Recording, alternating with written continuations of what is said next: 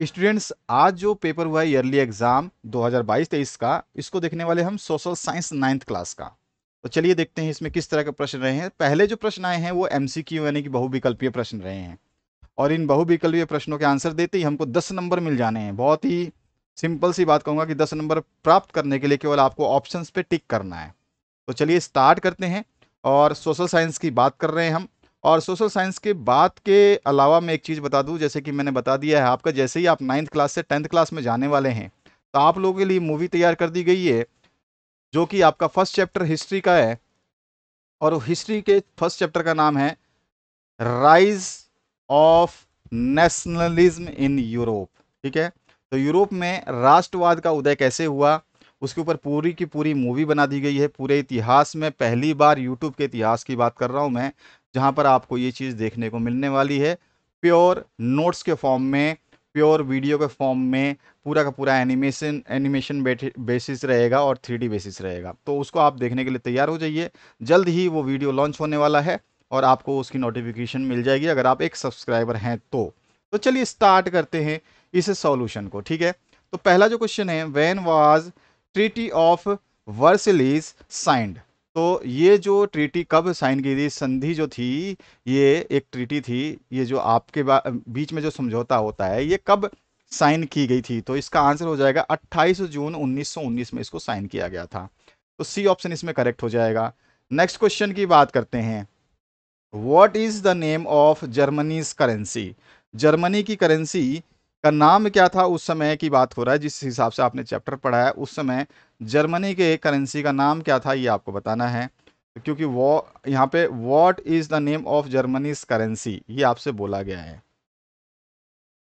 तो आंसर हो जाएगा कि आपका मार्क जो है जर्मनी करेंसी का था नाम। इसके बाद में इंडियाज मेरिडियन इज। तो इंडिया का मेरिडियन जो है वो कितने डिग्री पे है? और आपके तो आप बोलेंगे 82 डिग्री 30 मिनट, यानी कि ए ऑप्शन जो है आपका सही हो जाएगा। इसके बाद जो नेक्स्ट क्वेश्चन है, what is the length of territorial boundary line India. तो territorial boundary line of India का जो हम बात करें तो इसकी लेंथ जो होती है ये लगभग लगभग 15,200 किलोमीटर की है। तो सी ऑप्शन आपका करेक्ट हो जाता है। नेक्स्ट जो क्वेश्चन है उसको देखिए, when was the Indian constitution adopted. तो कब किया गया था इंडियन कॉन्स्टिट्यूशन को अडॉप्ट, यानी कि स्वीकार कब किया गया था? देखो, लागू करना और स्वीकार करना दोनों अलग अलग चीजें हैं। स्वीकार किया गया था 26 नवंबर सन 1949 को, लागू किया था 26 नवंबर सन 1950 को। सॉरी, 26 जनवरी सन 1950 को। ठीक है, तो यहाँ पे तो ये आपका जो है ना, ये अडॉप्ट किया गया था, यानी कि जैसे हैं हम अडॉप्ट करने का मतलब क्या होता है, हम स्वीकार करते हैं। तो हमने जो है अडॉप्ट किया था, इसको स्वीकारा था, वो था 26 नवंबर 1949 को। और जो है इसको लागू किया था, यानी कि इसको रनिंग में लाए थे हम 26 जनवरी सन 1950 को, है ना। अब आगे बात करते हैं नेक्स्ट क्वेश्चन में। नेक्स्ट क्वेश्चन जो है, where is the world receivers the most rainfall. तो यहाँ पर जो है रिसीवर्स का जो मोस्ट रेनफॉल है वर्ल्ड का, वो कहाँ पर है? तो इसका राइट आंसर हो जाएगा मशीन राम में। ठीक है ना, मशीन राम जो है बी ऑप्शन आपका करेक्ट हो जाएगा। नेक्स्ट जो सातवां प्रश्न है, देखिए, who was the chairman of Mandal commission. Mandal commission आयोग के जो है वो चेयरमैन कौन थे? तो बीपी मंडल, उन्हीं के नाम पे मंडल आयोग पड़ा था। तो ये बीपी मंडल जो है ये बिल्कुल राइट आंसर हो जाएगा। नेक्स्ट जो क्वेश्चन है इसको आप बहुत डिटेल में पढ़ने वाले हैं। जैसे ही आप पॉलिटिकल साइंस वगैरह आर्ट्स में जैसे ही जाएंगे 12th में या 11th में, तो आपको इन सब चीज़ों को पढ़ना पड़ेगा और उसमें बहुत का सारी चीज़ें आप सीखेंगे। यहाँ पे आठवां जो प्रश्न है, रबी क्रॉप इज। तो यहाँ पे रबी क्रॉप कौन सी है ये आपको बताने हैं। रबी की फसल जो है वो आपको पता है, गेहूं होती है, वीट होती है। तो ये आंसर हो जाएगा करेक्ट। अगला जो प्रश्न है जिसमें पूछा गया है, which fundamental right has been called by doctor B.R. Ambedkar. Ambedkar का जयंती आपने कल ही मनाया था और आपको इनके बारे में थोड़ा बहुत तो पता हो गया होगा। और कभी भी मेरे को एक आपको सलाह देनी है, कभी भी किसी भी जयंती की आपकी छुट्टी होती है, चाहे आपकी महात्मा गांधी की जयंती की छुट्टी हो या महावीर जयंती की छुट्टी हो, चाहे वो रमजान की छुट्टी हो, चाहे वो किसी भी प्रकार की 26 जनवरी या 15 अगस्त की छुट्टी हो, केवल छुट्टी मनाने से फायदा नहीं है आपको। आने वाले समय में आपको विश्वास होगा कि आपने जो चीज़ नहीं सीखी वो आपके लिए नुकसान कर रही हैं, आपके डेली लाइफ में भी नुकसान करेंगी। आने वाले समय में आप लोग जो है एक मैरिड लाइफ जियोगे, उस समय आपके बच्चे भी रहेंगे। बच्चे क्या पूछेंगे, सर आपसे तो सर नहीं बोलेंगे, आपको पापा बोलेंगे या मम्मी बोलेंगे, जो भी है। अब वहां पे क्या पूछेंगे, बी आर अम्बेडकर, जो भीमराव अम्बेडकर थे, इनके इनके वजह से छुट्टी क्यों होती है हमारी? तो पापा तो देखते रह जाएंगे उसके चेहरे को, या क्या पूछ लिया, ये तो मैंने छुट्टी मनाई थी, पूछा थोड़ी था किसी से कि बी आर अम्बेडकर के वजह से छुट्टी क्यों हो रही थी।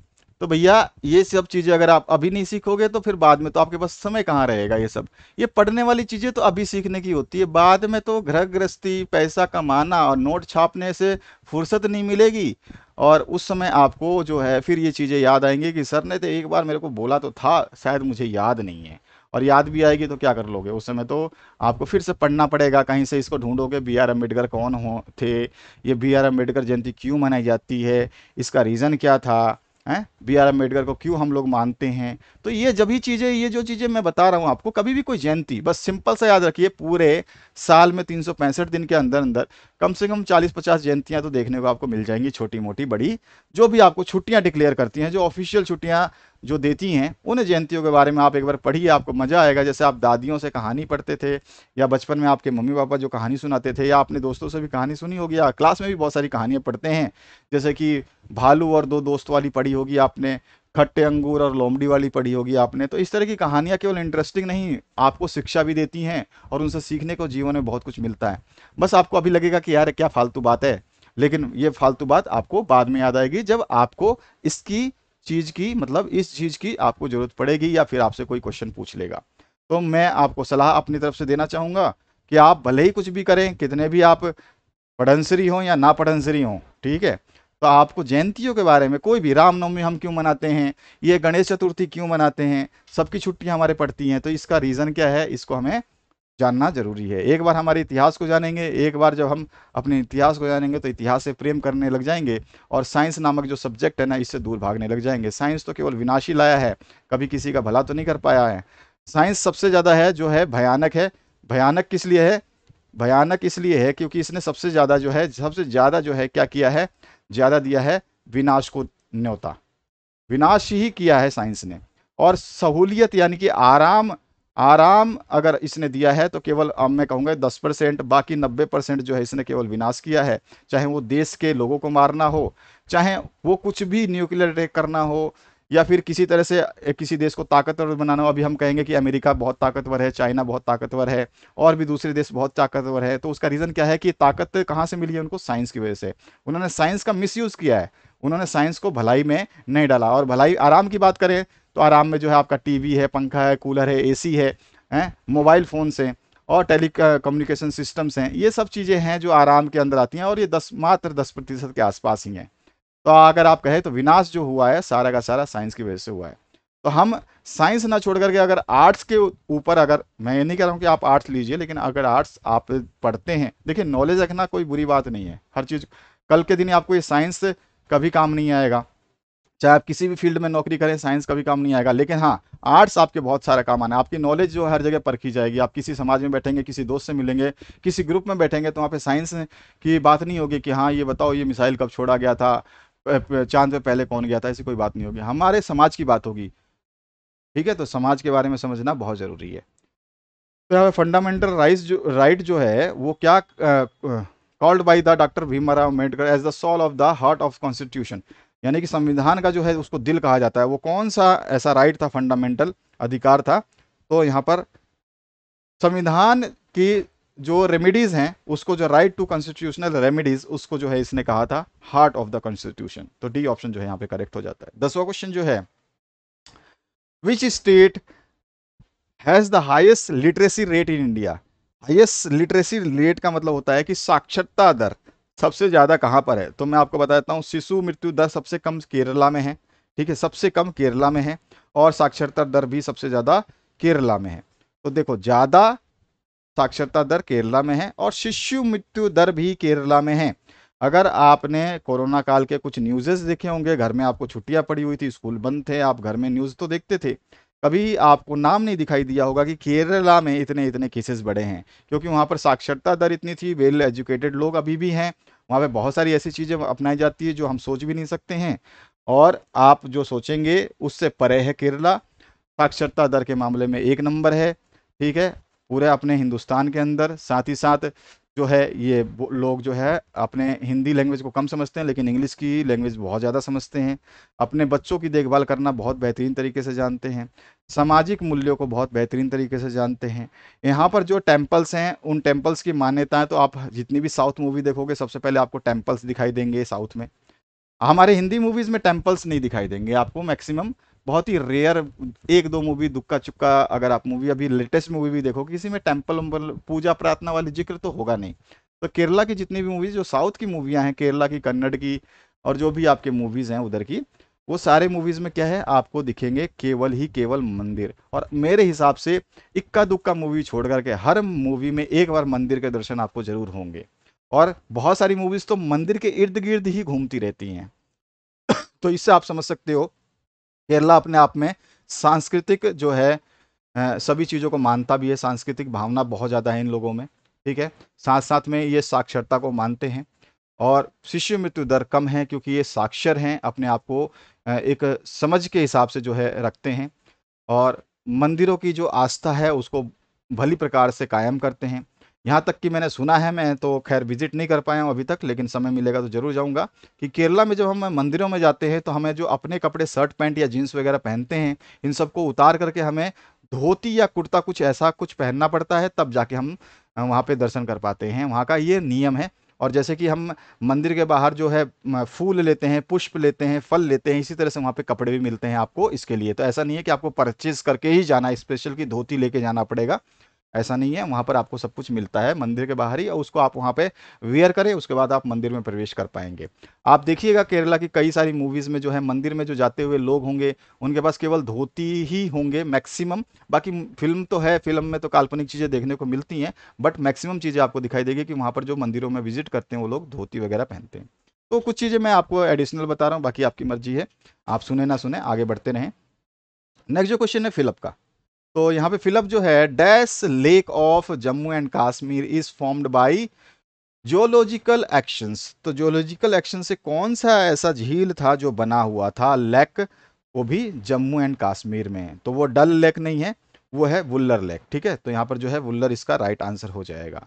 नेक्स्ट जो क्वेश्चन है, हिटलर इनवेडेड पोलैंड इन सितंबर, कौन से सन में करा था उसने? तो ये 1939 में करा था, तो 1939 जो है इसका आंसर हो जाएगा। The red cap worn by people without knee is symbol of, किसका सिंबल था? ये फ्रीडम का सिंबल था, तो freedom is the right answer. Next जो क्वेश्चन है, रेड कैप जिसको हम लाल टोपी कहते थे ना। इसके बाद जो नेक्स्ट क्वेश्चन है, स्वर्ण जयंती ग्राम स्वराज घर योजना वाज स्टार्टेड इन, तो ये कब स्टार्ट हुआ था? तो 1999 में इसको स्टार्ट किया गया था, ठीक है। तो 1999 इसका राइट आंसर हो जाएगा। नेक्स्ट जो क्वेश्चन है, dash is the main activity of production in Palampur, Palampur गांव की सबसे ज़्यादा प्रोडक्शन कहाँ से होती है? तो आप सभी को पता है, वहाँ पर सबसे ज़्यादा जो है खेतीहार होते हैं, यानी खेती करने वाले मजदूर हैं या खेती करने वाले लोग हैं। और dash is the head of 3 आर्मीज, तो कौन है 3 आर्मीज के हेड? तो जो प्रेसिडेंट हैं ये 3 आर्मीज के हेड होते हैं, ठीक है। ये चाहे तो कुछ भी कर सकते हैं, लेकिन ऐसा कुछ होता नहीं है, तो इसलिए इनका नाम आता नहीं है। हमेशा आप प्राइम मिनिस्टर को भाषण देते हुए और मोर्चा निकालते हुए, चुनाव लड़ते हुए, सब कुछ देखोगे आप, प्राइम मिनिस्टर का नाम ही आपको गूंजेगा। अभी प्रेसिडेंट जो है द्रौपदी मुर्मू हैं, लेकिन उनका नाम आपको कम ही देखने को मिलेगा, कम ही सुना होगा। शायद जब इलेक्टेड की गई हैं वो, तब जाके आपने उनका नाम सुना होगा। बाकी प्रेसिडेंट के अंदर बहुत सारी पावर्स हैं जिनका इस्तेमाल प्रेसिडेंट, वो चिराग का वो जिन है जो बहुत ज़बरदस्ती जब काम होता है तब घिसना पड़ता है और वो निकलता है, और जब ये निकलता है तो समझ लो कि बहुत खतरनाक चीज़ है ये। प्राइम मिनिस्टर तो रोजीना देखने वाली चीज़ है, जो रोजीना दिखेंगे मिलेंगे उनकी तो वैल्यू नहीं रहती है, लेकिन जो चीज़ नहीं दिखता है, जो चीज़ नहीं निकलती है, उसकी बहुत वैल्यू है। इनके पास बहुत पावर होती है। बिल्कुल ऐसा सोचना आपका गलत होगा कि प्रेसिडेंट जो है इसके पास कोई पावर नहीं होती, इसके पास तो बहुत ज़्यादा पावर होती है, ठीक है। बहुत सारे पावर्स होती हैं, बट उन पावर्स को आप पढ़ेंगे आने वाले क्लासेस में। नेक्स्ट जो क्वेश्चन है उसकी बात करते हैं। यहाँ पे जो है आपको ट्रू एंड फॉल्स की बात करना है, ठीक है। ट्रू बताना है या फॉल्स बताना है। सबसे पहला क्वेश्चन जो है ये देखिए, all citizens of 18 years and above in the country can vote in the elections. तो हमारा क्या आंसर हो जाएगा? ट्रू। ठीक है।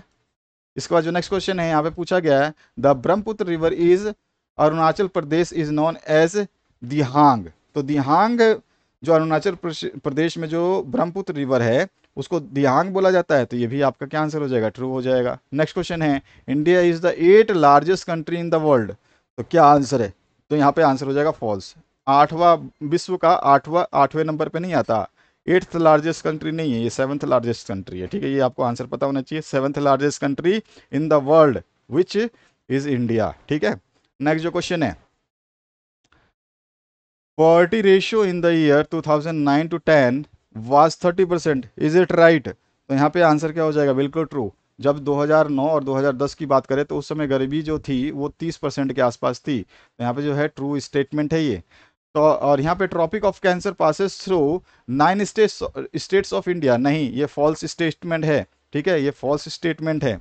ये जो है आपके 8 स्टेट से पास होती है। तो यहाँ पर जो है 8 स्टेट्स जो है इसका राइट आंसर होना चाहिए। और health and tourism is included in secondary sector. Health and tourism यानी कि जो स्वास्थ्य और जो आपके टूरिज्म को हम क्या बोलते हैं? टूरिज्म को हम बोलते हैं पर्यटन। ठीक है। तो हेल्थ मतलब स्वास्थ्य और पर्यटन जो है, ये स्वास्थ्य और पर्यटन सेवा जो है ये सेवा क्षेत्रक में आते हैं। और सेवा क्षेत्रक जो है ना वो तीसरे थर्ड सेक्टर में आता है। ठीक है। तो यहाँ पे थर्ड सेक्टर आना चाहिए। सेकेंडरी सेक्टर में तो आपके प्रोडक्शन सेक्टर आते हैं। ठीक है। तो जो प्राथमिक क्रिया को बदलते हैं, तो यहाँ पर जो है आपका स्टेटमेंट हो जाता है फॉल्स, क्योंकि इसने टार्टरी बोला है, ये आते हैं हेल्थ एंड टूरिज्म जो है ये आपके आते हैं थर्ड सेक्टर में। ठीक है। तो इसका थर्ड आंसर होना चाहिए था, लेकिन सेकेंडरी लिखा है तो इसलिए फॉल्स हो जाएगा स्टेटमेंट। आगे बढ़ते हैं नेक्स्ट क्वेश्चन की तरफ। यहाँ पे जो क्वेश्चन पूछा गया, which are the members countries of G8। G8 के जो है आपको मेंबर्स कंट्री बतानी है। तो उसमें आपका कनाडा है। ठीक है, ध्यान से सुन लीजिएगा, मैं लिख नहीं रहा हूँ। एक कनाडा है, एक फ्रांस है। ठीक है, उसका अलावा जो है जर्मनी है, तो उसके बाद इटली है। इटली का एकीकरण हम 10वीं क्लास में पढ़ने वाले हैं। जर्मनी का एकीकरण हम पढ़ने वाले हैं। फ्रांस का एकीकरण हम पढ़ने वाले हैं। और उसके अलावा जो है जापान है। जापान के अलावा जो है रशिया है, रूस, ये भी है। उसके अलावा जो है USA है। ठीक है। और उसके अलावा जो है आपका एक UK भी, यूनाइटेड किंगडम। तो ये आपके G8 के कंट्रीज हैं। इसके बाद what should be the age to become a candidate in the election. तो क्या होना चाहिए जब आप किसी इलेक्शन में जाना चाहते हैं? तो आपकी एज क्या होनी चाहिए? 25 ईयर्स होनी चाहिए आपकी। ठीक है। नेक्स्ट जो क्वेश्चन है इसमें आपसे पूछा गया है, what is drainage system. Drainage system क्या होता है? तो ड्रेनेज सिस्टम मीन्स क्या होता है? River system of an area. क्या होता है? River system of an area. और what is rank of India in the world in terms of area. अभी एरिया की बात कर रहा है, तो एरिया के टर्म में अभी अभी मैंने बताया था ये 7वें स्थान पे है। तो 7th आंसर इसका हो जाएगा। तो एक ही क्वेश्चन को 2 बार पूछा गया, एक बार जो है आपसे पूछा गया है ट्रू फॉल्स में, और एक बार पूछा गया आपसे 1 वर्ड में। इसके बाद जो नेक्स्ट क्वेश्चन है, name 2 tributaries of river Ganga. तो रिवर गंगा के जो है 2 आपको बताने हैं ट्राइब्यूट। तो यहाँ पर जो है आपका एक यमुना हो जाएगा और एक घाघरा हो जाएगा। ठीक है, एक तो आपका यमुना है और एक है आपका घाघरा। उसके बाद जो नेक्स्ट क्वेश्चन है इसमें पूछेगा हु इज कॉल्ड मवात। तो मवात कौन कहलाते थे? तो मवात मीन्स जो है rainfall that occurs due to winter cyclones.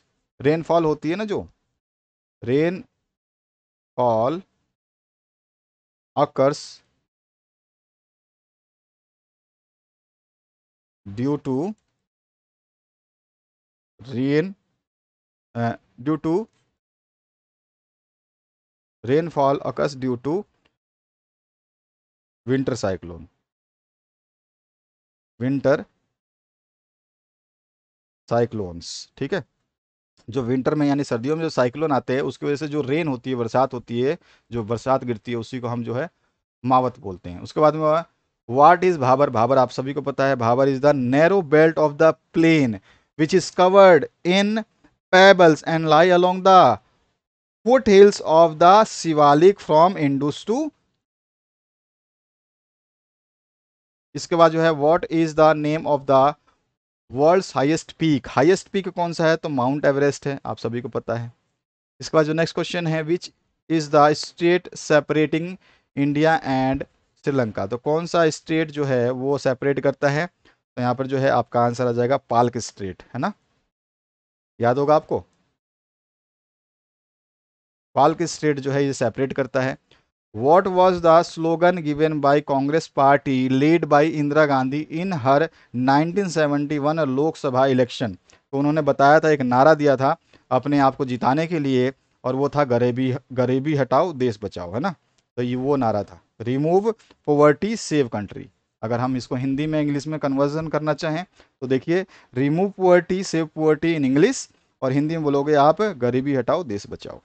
इसके बाद 33 नंबर क्वेश्चंस जो हैं आपके 2 मार्क्स के हैं। What are the indicators of poverty? गरीबी की क्या क्या इंडिकेटर्स हैं ये बताना है। Write two features of National Rural Employment Guarantee Scheme of 2005 का बता देना है। व्हाट इज सीजनल एम्प्लॉयमेंट, ये आपको बता देना है। इसके बाद जो है what is role of health in a person's life, health का रोल क्या है पर्सन्स की लाइफ में, ये बता देना है। 2 characteristics of free and fair elections आपको बता देना है, क्या खासियत होती है इसकी। What are restrictions and political parties in the code of conduct, ठीक है। व्हाट इज एलिनिनो, तो ये आपको बता देना है। नेक्स्ट जो पार्ट है इसमें क्या पूछा गया आपसे, which part of India is the daily temperature higher and why. तो किस पार्ट में जो है डेली टेम्परेचर जो है हायर होता है और क्यों होता है, ये भी आपको बताना है। Right any 2 of the problems face by the Weimar republic, और उसके बाद जो है right influence of Hitler in the popularization of Nazisms, और उसके बाद जो है व्हाट इज बायोडाइवर्सिटी, विविधता क्या है, जैव विविधता, ये बता देनी है। Give 2 reasons for the French revolutions, तो फ्रांस की क्रांति के कोई आपको 2 कारण लिखने हैं, ठीक है। इसको हम 10वीं में बहुत अच्छे तरीके से पढ़ेंगे, ये इनको इसका पूरा डिटेल आपको पढ़ना होगा। बुक से आपको कुछ भी समझ में नहीं आएगा, बुक में इतना बेहतरीन तरीके से नहीं समझाया गया है। Mention the causes of poverty in India, तो कॉज जो है पुअर्टी ऑफ इंडिया के, गरीबी के, वो आपको बता देने हैं। What is unemployment, describe different types of unemployment in India, किस तरह की बेरोजगारी क्या होती है और बेरोजगारी के जो बेहतरीन अलग अलग टाइप्स हैं उसको बता देना है। एक्सप्लेन करना है powers of election commission in India, ठीक है। और इसी में और ऑप्शन है, अगर आप ये नहीं करना चाहते तो explain what are the ground for considering elections as a democratic, और उसके बाद जो है briefly explain the factor that control the climate of any region. तो किसी भी देश यानी किसी भी रीजन का जो है क्लाइमेट यानी कि जो वहाँ की जलवायु होती है उसको कंट्रोल करने के फैक्टर्स कौन से होती है, यह बता देना है। और ऑप्शन में आपसे पूछा गया explain the classifications of human economic activities, explain the monsoon rainfall and characteristics in India. Again जो इसमें और पार्ट पूछा गया, what were the cause of economic crisis in Germany, Germany में इकोनॉमिक क्राइसिस क्यों हुई थी, ये आपको बता देना है। और इसके बाद जो है नेक्स्ट क्वेश्चन पूछा गया, इसमें देखिए आपको मार्क करना है मैप ऑफ इंडिया में, वेस्ट बंगाल है, लद्दाख है, अरेबियन सी है, आंध्र प्रदेश है, केरला है, इन सब चीज़ों को तो मैं कई बार करवा चुका हूँ, तो आप कर ही लेंगे। तो इस तरह का ये पेपर था जिस जिले में हुआ है, बच्चों ने मार्क्स कर लिए होंगे कंप्लीट अपने चेक। मुझे कमेंट सेक्शन में अगर आप बताना चाहें तो आपका हार्दिक अभिनंदन है, और आप कमेंट सेक्शन में बता सकते हैं। Thank you very much, have a good day.